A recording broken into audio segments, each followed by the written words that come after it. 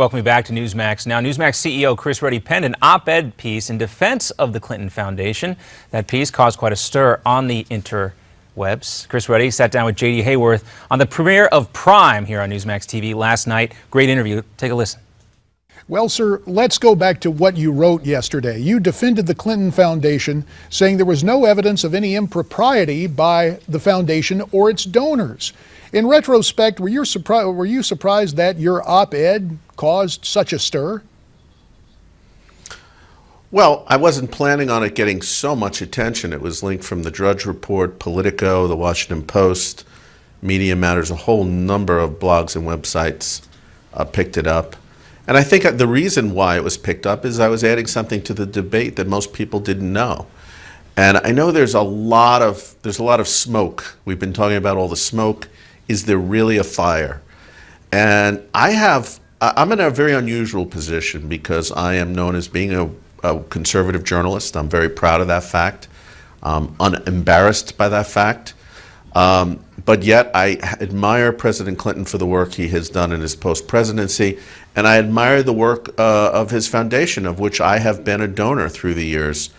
And I have never seen, in all my dealings with that foundation, any whiff of politics, of political opportunism, of anyone trying to use the foundation money for their own purposes. And so when I hear these allegations, I really feel that I really should speak out about it and give what my take on it is.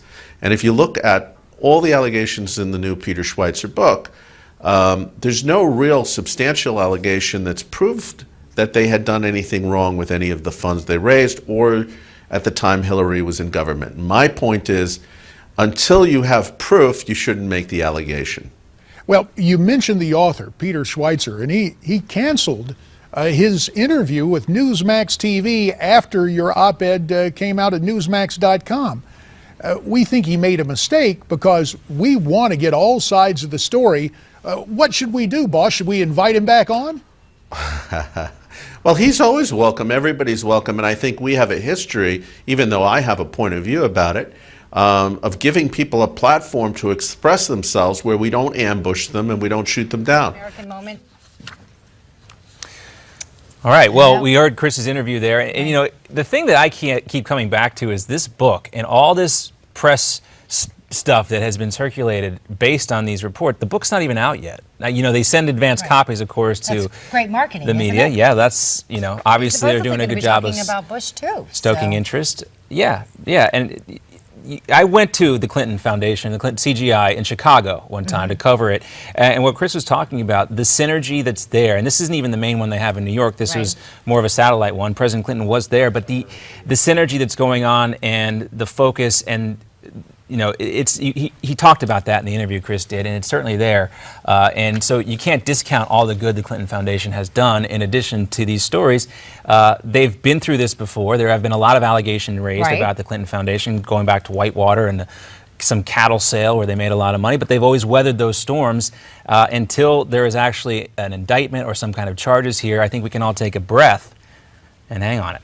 Right. And he's been a big supporter for 7 years, and you just heard him say why. All right, well, let's move on now. We do want to take a look real quickly. We'll turn our attention to a Heart Health Minute with Dr. Chauncey Crandall.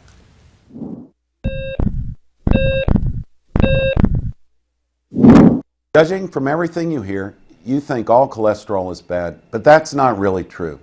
You need a certain amount of cholesterol to maintain good health. The problem is that too much cholesterol in your blood contributes to a plaque, a fatty substance that narrows the coronary arteries that feed blood flow to your heart. Picture your coronary arteries as a 4-lane highway. If one lane becomes blocked, traffic still flows well. 2 lanes, no major problem.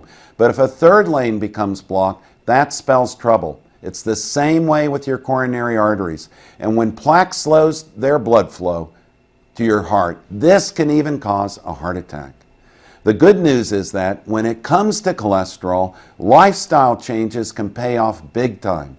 Even a small reduction in plaque can be like opening up another highway lane. Suddenly, blood flow that was stalled can go forward again.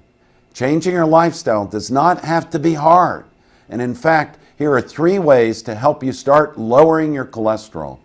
Snack on nuts, Nuts are probably one of the easiest and tastiest ways to lower cholesterol. Walnuts and almonds are among the best.